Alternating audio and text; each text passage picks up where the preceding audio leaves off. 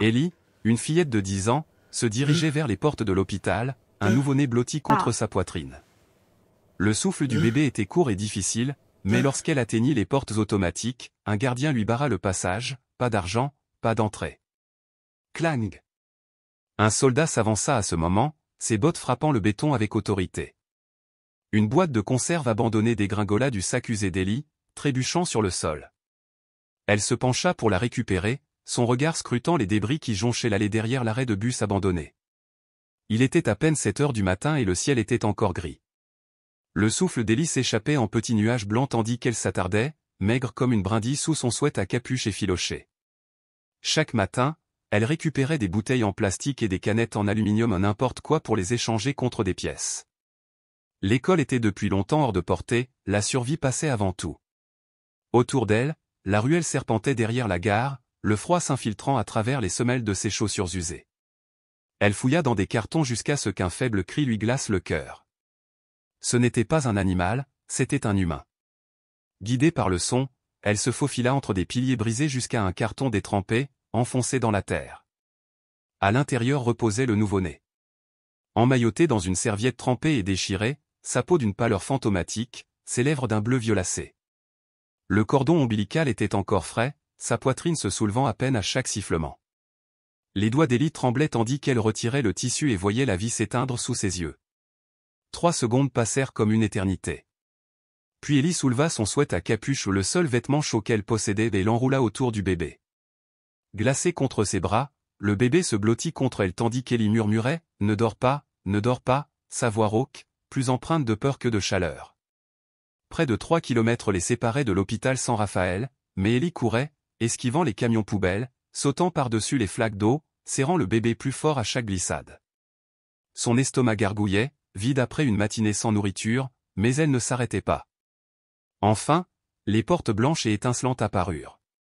Les genoux d'Ellie lui faisaient mal, l'un d'eux était écorché et saignait, mais elle monta les marches en titubant et cria « À l'aide, ce bébé est en train de mourir ». Un médecin passa, un garde secoua la tête. Le bébé resta silencieux, les yeux clos, tandis que les paroles d'Ellie flottaient dans l'air comme un appel à la clémence. Agenouillée sur le carrelage froid, Ellie scruta les visages immobiles autour d'elle. Les médecins ne sont-ils pas censés sauver les gens, murmura-t-elle, des larmes coulant sur ses joues tachées de terre. Le garde appela la police par radio. Une infirmière croisa les bras, ce n'est pas un refuge. Puis, du plus profond de son sweat à capuche humide, un léger soupir s'éleva. Le bébé était encore en vie, à peine.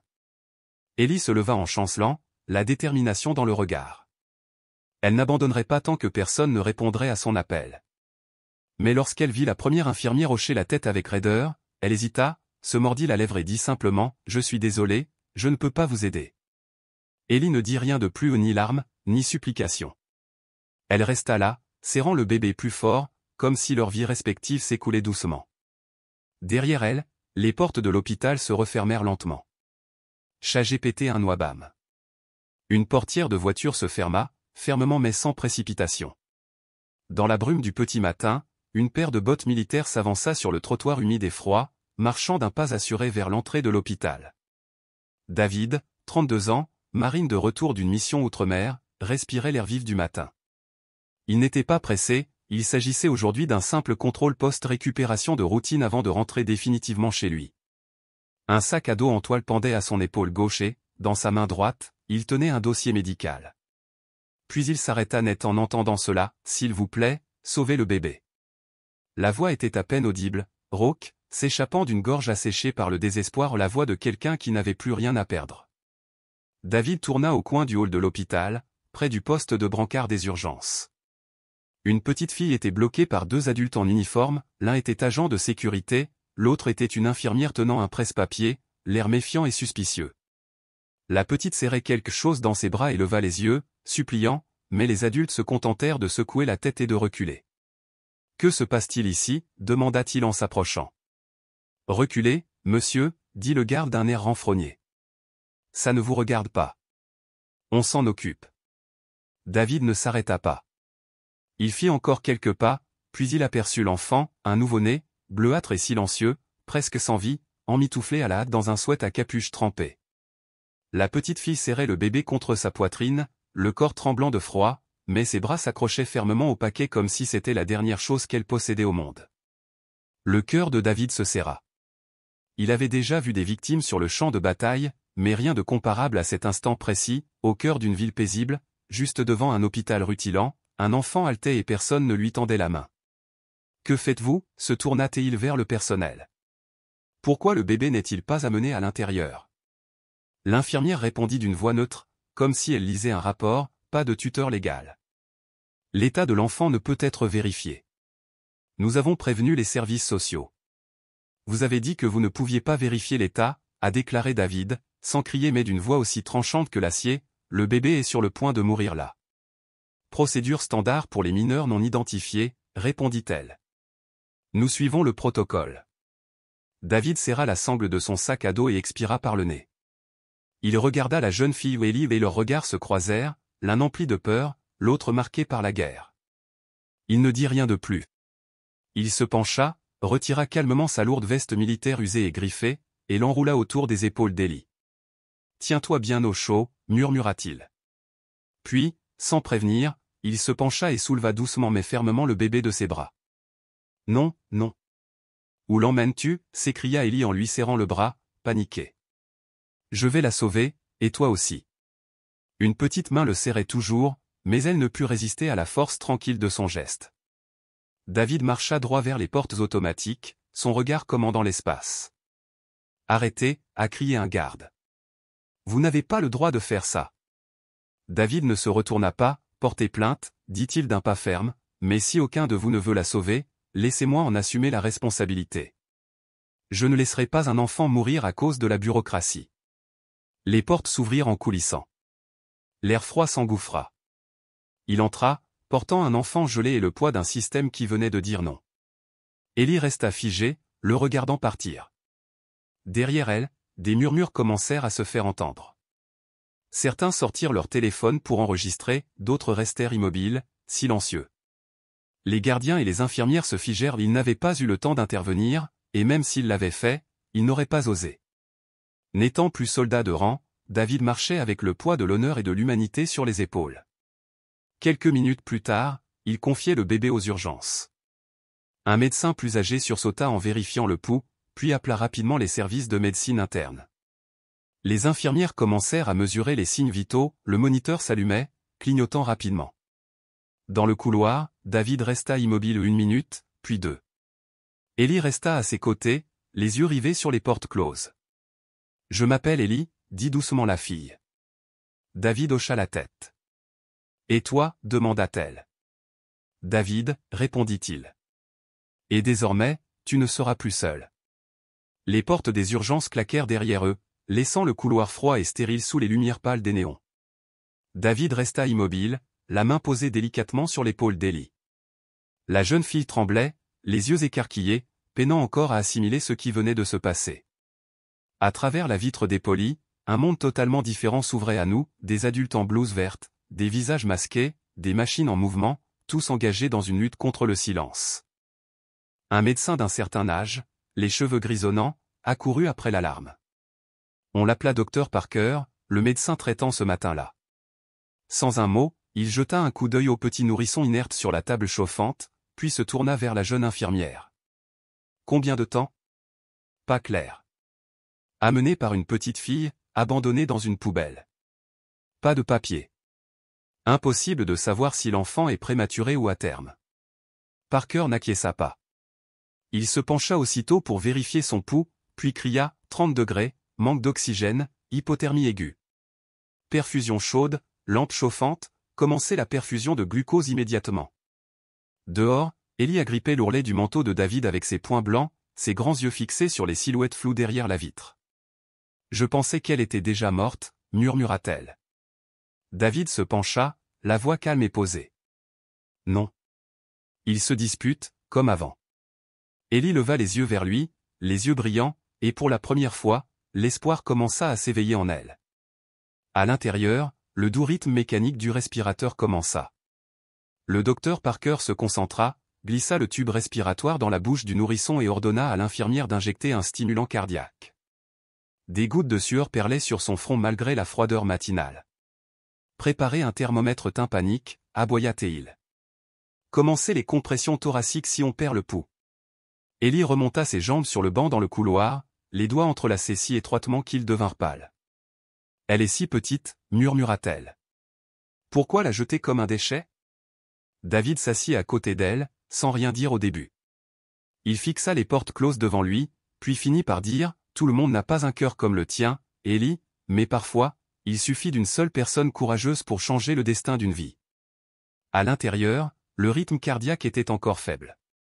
Le moniteur clignotait en rouge, 68, puis 65. 61, n'abandonne pas, mon petit. On ne sait même pas encore ton nom. Parker retira la main de son manteau et pressa 2 doigts contre la poitrine du bébé, d'un geste ferme et rythmé. Le moniteur de signes vitaux continuait à hurler. Appelez une unité de soins intensifs. Préparez l'incubateur, ordonna-t-il. 5 minutes passèrent. David ne bougeait pas et Ellie respirait à peine. Le bébé n'avait toujours pas pleuré en pas un seul son. 8 minutes. Une infirmière sortit en courant, silencieuse, prenant d'autres vasopresseurs. David tendit la main vers Ellie. On y est presque, promit-il. 1 seconde, 2 secondes, la porte s'ouvrit. Le docteur Parker sortit du bloc opératoire, baissant son masque. Des gouttes de sueur perlaient lentement sur son front tandis que son regard scrutait le couloir silencieux, jusqu'à se poser sur Ellie. Le bébé est hors de danger, dit-il doucement. Pas de fanfare, pas de grande annonce, juste ces mots, qui s'abattaient sur la poitrine d'Ellie comme de l'eau chaude sur la glace. Ellie se redressa brusquement, les mains se couvrant le visage et fondit en larmes. Elle a survécu, elle est vraiment vivante. Ses genoux cédèrent sous elle et David la rattrapa avant qu'elle ne tombe. Les sanglots d'Ellie se transformèrent en un étrange mélange de rire et de chagrin, le visage baigné de larmes. Je l'ai tenue contre moi, murmura-t-elle. Je me suis vraiment accroché à elle. Parker s'agenouilla près d'elle, à la hauteur de ses yeux. Il observa son visage un long moment, puis demanda, « C'est vous qui l'avez amenée ?» Ellie hocha la tête, la voix nouée. « Vous lui avez sauvé la vie. Si vous étiez arrivé 10 minutes plus tard, on n'aurait rien pu faire. » Ellie ne dit rien de plus. Elle baissa simplement la tête, sa petite main agrippant le bas du manteau militaire qui l'enveloppait, ce même manteau qui conservait la chaleur du soldat qui l'avait guidé quand personne d'autre ne le faisait. David posa une main sur l'épaule de Parker, lui adressant un hochement de tête silencieux et reconnaissant. Le couloir semblait retenir son souffle. La jeune infirmière de tout à l'heure s'approcha sans un mot, ses pas étouffés. Elle baissa la tête et tendit à Ellie une tasse de chocolat chaud fumant. Ellie l'accepta, la tenant comme un objet sacré. Ils étaient assis ensemble sur un banc d'hôpital, les yeux rouges mais brillants d'Ellie, David silencieux à ses côtés. À travers la vitre, ils observaient la minuscule silhouette d'un nouveau-né ou toujours sans nom reposant dans la couveuse. C'était comme si, dans un monde qui avait si souvent claqué ses portes au nez d'Ellie, quelque chose s'ouvrait enfin. Au 3e étage de l'hôpital San Rafael, l'unité de soins intensifs néonatales était inhabituellement silencieuse. Une douce lumière baignait la pièce et les machines bourdonnaient doucement. Une femme d'âge moyen, vêtue d'un blazer beige clair, entra. Sa démarche était ferme, mais son visage exprimait plus que du professionnalisme, il y avait de la gentillesse. Linda Carter, l'assistante sociale, s'arrêta au bord de la vitre. « C'est vous qui avez amené le bébé ?» Ellie recula derrière David. Il hocha brièvement la tête. « Je l'ai aidé à aller à l'hôpital. Le bébé était en grave hypothermie, elle n'aurait presque pas survécu si Ellie ne l'avait pas amené à temps. » Mademoiselle Carter sortit un bloc-notes et s'assit sur la chaise près du mur. « Ma chérie, peux-tu me raconter ce qui s'est passé, comme tu t'en souviens ?» Ellie hésita, puis trouva son courage dans le petit hochement de tête rassurant de David. Sa voix était basse, presque rauque. « J'étais sorti ramasser des boîtes de conserve, comme toujours, quand j'ai entendu un léger cri, comme celui d'un chaton. J'ai suivi le son et j'ai trouvé une boîte. Elle était trempée. À l'intérieur se trouvait le bébé. Je ne savais pas qui c'était, il n'y avait personne d'autre autour. » Mademoiselle Carter écrivait lentement.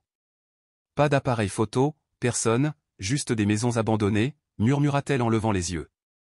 Puis elle demanda, « Où est ta famille? Où est ta mère ?»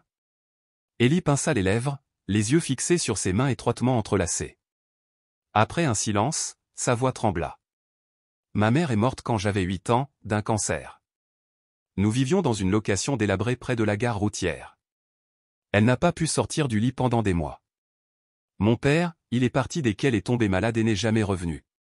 Personne de son côté ne m'a jamais contacté.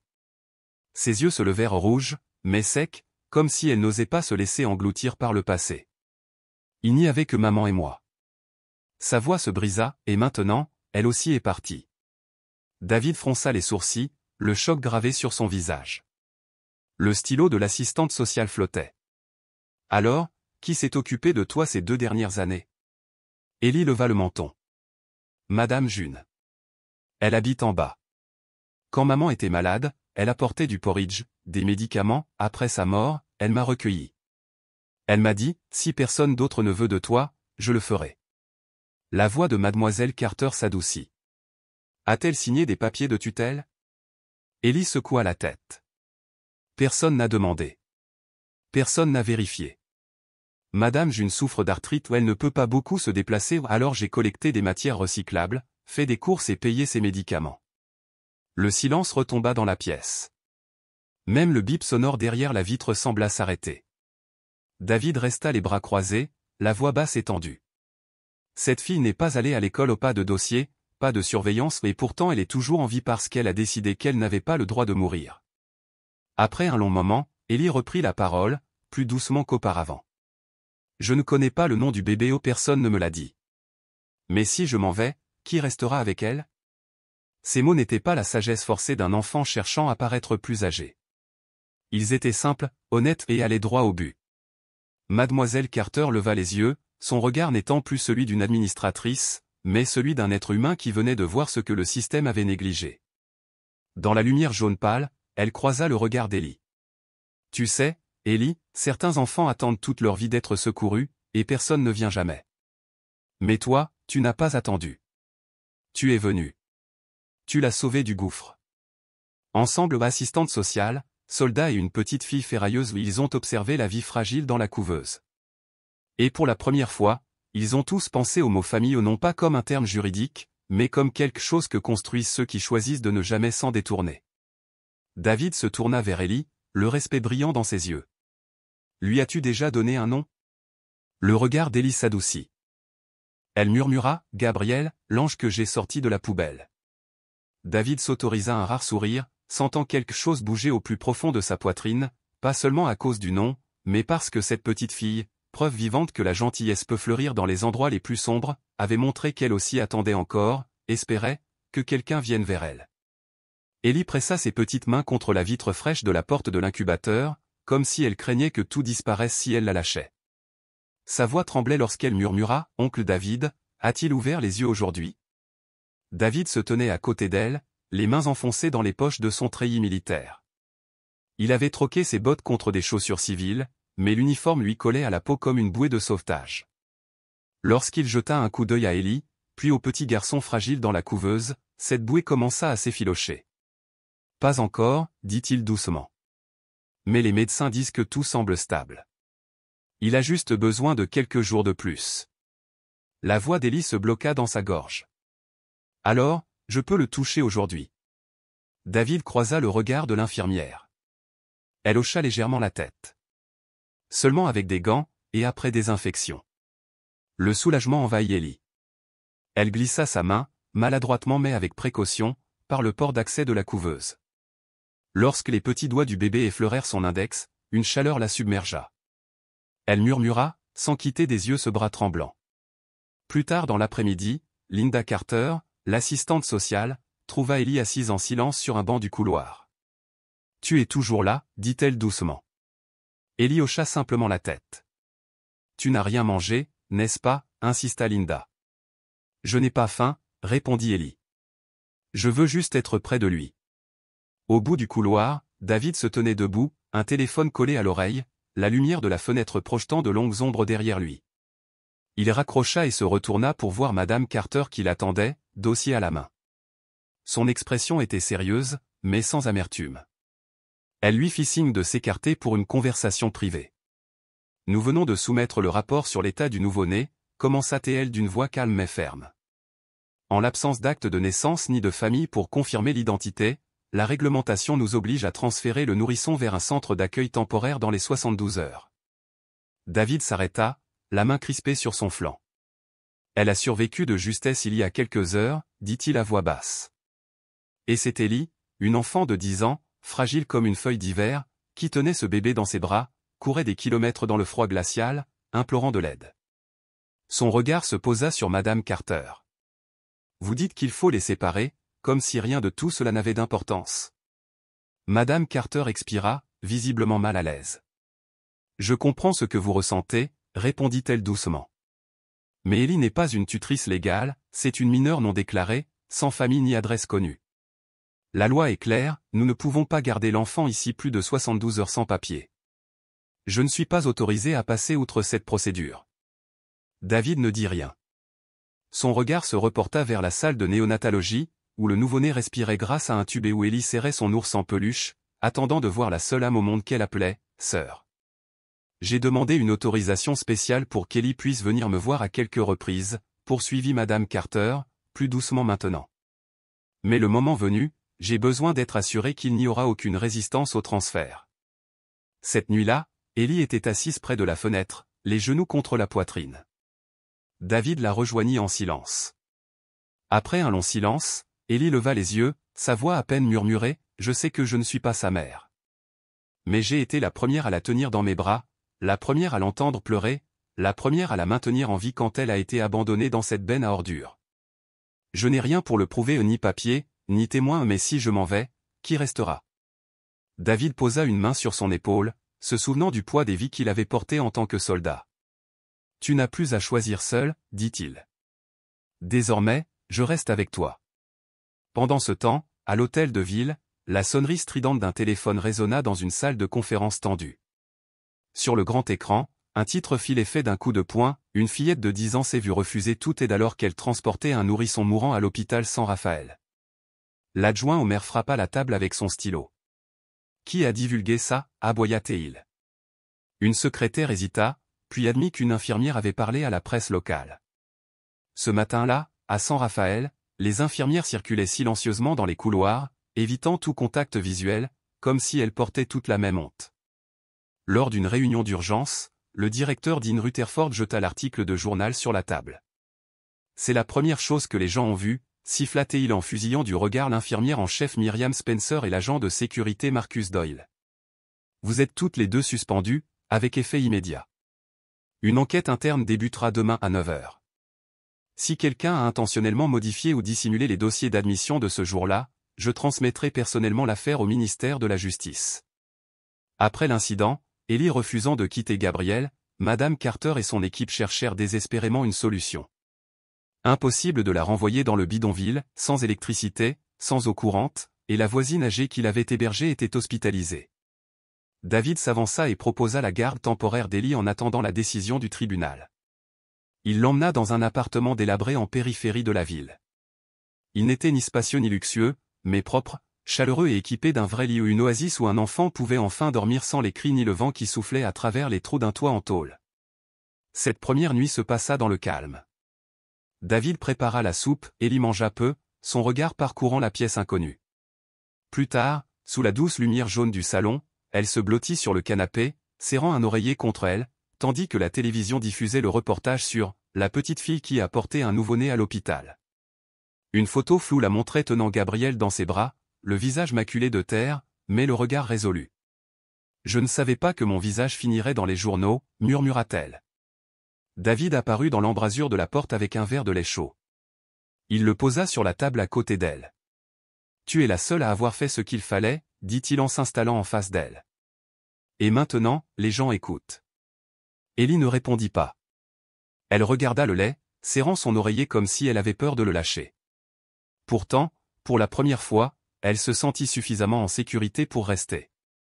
David se leva et traversa la pièce pour rejoindre son bureau. Un instant plus tard, il réapparut, serrant contre lui une pile de feuilles fraîchement imprimées à l'encre encore légèrement parfumée. Il les déposa sur la table, le regard fixe, sincère, jamais pressant. « J'ai besoin de te demander la permission pour quelque chose », commença-t-il. Cet après-midi-là, David avait été convoqué au bureau de la protection de l'enfance. Autour de la longue table de conférence étaient assis 2 représentants des services sociaux, le procureur de la ville, un avocat superviseur et le directeur de l'hôpital, Dean. Leur visage était grave. « Nous ne vous avons pas convoqué pour vous féliciter », a déclaré le responsable. « Vous êtes entré dans la zone d'admission sans autorisation et avez entravé les procédures légales de l'hôpital. » David hocha doucement la tête. « Je sais. Et je n'avais aucune autorisation ou aucun droit légal pour m'occuper de ces enfants. » Il les regarda d'un air neutre. Parce qu'aucun professionnel agréé n'était présent lorsqu'un enfant a failli mourir dans une poubelle. Le silence tomba. « Avons-nous une copie de la déclaration que vous avez soumise à la presse ?» a demandé quelqu'un. David fouilla dans sa mallette et en sortit 3 feuilles de papier impeccables. « Ce n'est pas une déclaration. C'est une proposition, dit-il en les posant devant le groupe. Je veux créer la Fondation humanitaire Gabriel, pour protéger les enfants abandonnés ou non identifiés au sein de ce système. » Quel système ? A demandé un procureur en haussant un sourcil. La voix de David était calme, mais sa conviction était vive. Le système qui dit, pas de parents, pas d'espoir, pas d'assurance, pas de soins, pas de citoyenneté, pas de droit à la vie. Un homme, le procureur, se leva et sortit un dossier volumineux. Je l'ai reçu le jour même, dit-il en déposant un rapport et une vidéo de surveillance sur la table. Remarquez qu'il manque un segment de 12 minutes, celui où vous avez porté le bébé aux urgences. Sans hésitation, David répondit, exactement. Le procureur marqua une pause, puis déchira le rapport. Nous n'avons pas besoin de défense, déclara-t-il. Nous avons besoin d'un meilleur système. Peut-être que cela commence par vous. Le lendemain matin, un deuxième article faisait la une des journaux, David tenant le bébé Gabriel, sauvé d'une poubelle et soulevé dans ses bras. L'opinion publique était divisée, à moitié applaudissant le courage de David et Ellie, à moitié exigeant de savoir comment le système avait échoué. Pourtant, tous étaient d'accord, aucune fillette de 10 ans ne devrait jamais être la première ligne de défense d'un enfant mourant. Ce soir-là, David emmena Ellie à Central Park. Ils s'assirent sur un banc en bois sous un vieux chêne. Des centaines de bougies scintillaient autour d'eux, une veillée spontanée pour des enfants sans nom. Ellie fixa la lueur. « Tu crois qu'on peut vraiment y arriver, la Fondation Gabriel ?» David posa doucement une main sur son épaule. « Je ne sais pas si on y arrivera, mais je sais qu'il faut essayer. » Cet après-midi-là, Ellie retourna à l'hôpital et s'assit près du berceau où dormait bébé Gabriel, sa poitrine se soulevant et s'abaissant à chaque respiration. Sa petite main s'enroula autour de son doigt, confiante et chaleureuse. David entra discrètement, portant un petit papier plié. Il s'assit à côté d'Ellie et le déplia soigneusement. C'était un bref mot manuscrit de Rachel, laissé à leur disposition. « Ellie. Merci de l'avoir tenu dans tes bras. Tu as fait ce que je n'avais pas la force de faire. Si jamais mon enfant appelle quelqu'un, maman, j'espère que ce sera vous. Rachel. » Ellie effleura les mots du pouce, puis posa le mot à côté de Gabriel. Elle murmura, « Ce n'est pas une mauvaise personne. Elle avait juste besoin d'une chance. » David posa une main rassurante sur son épaule. Ils rentrèrent en silence, les lumières du soir projetant une lueur miellée sur les rues tranquilles. Ellie regarda par la fenêtre, sa voix à peine plus forte qu'un souffle.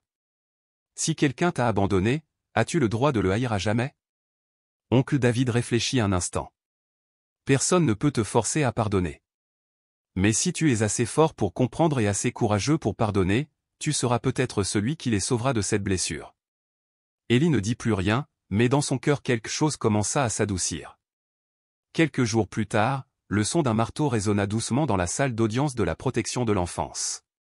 Devant le juge se trouvait un épais dossier maintenu par un trombone noir usé. En première page, on pouvait lire « Pétition pour l'adoption de 2 enfants mineurs. Ellie, 10 ans. Gabriel, moins d'1 mois. Pétitionnaire, David Cole, citoyen américain, ancien militaire, célibataire. » Dans le couloir, l'air était lourd et immobile. Ellie serrait le mouchoir que David lui avait donné le matin. Ses yeux étaient rouges mais secs où elle avait pleuré tant de fois, terrifiée à l'idée qu'ils puissent être déchirés. Cette fois, elle attendait, car elle croyait en David.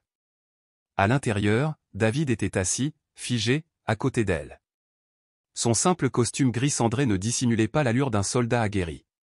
Mais ce jour-là, il n'y avait pas d'acier dans son regard, seulement le regard calme d'un homme portant une seule responsabilité.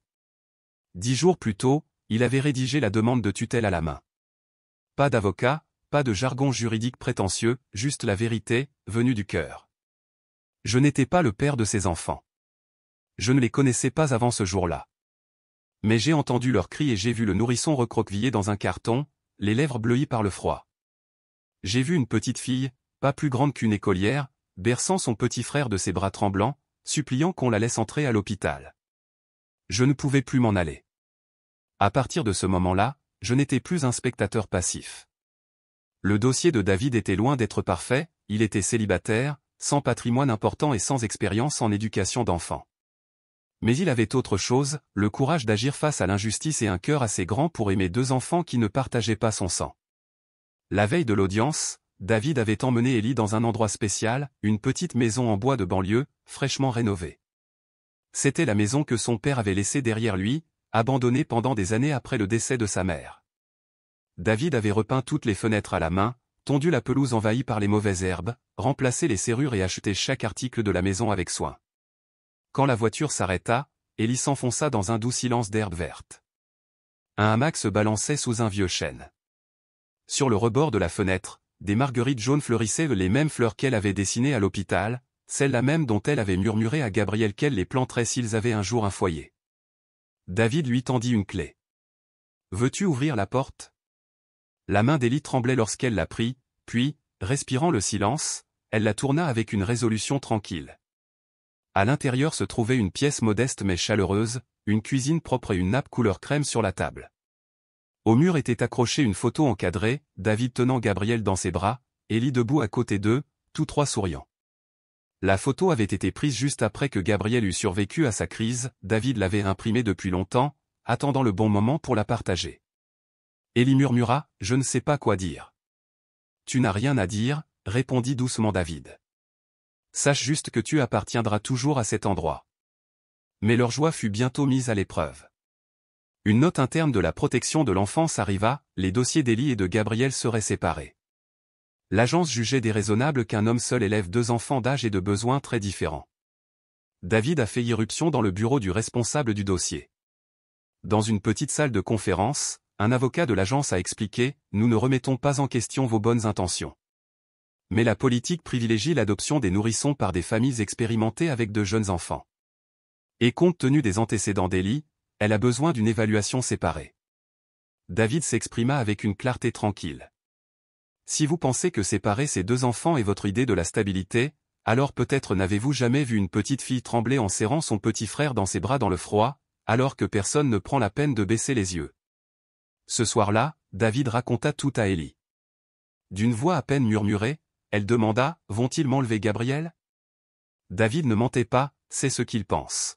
« Mais je vais tout faire pour que vous restiez ensemble. » Ellie resta silencieuse un long moment, puis dit « Si je perds Gabriel, je n'ai pas besoin d'une maison, ni de fleurs, ni d'une cuisine chaleureuse, car je ne sais que l'aimer. » Le lendemain, lors d'une consultation au service de protection de l'enfance, David, Ellie, une représentante légale et deux assistantes sociales étaient assis autour d'une table.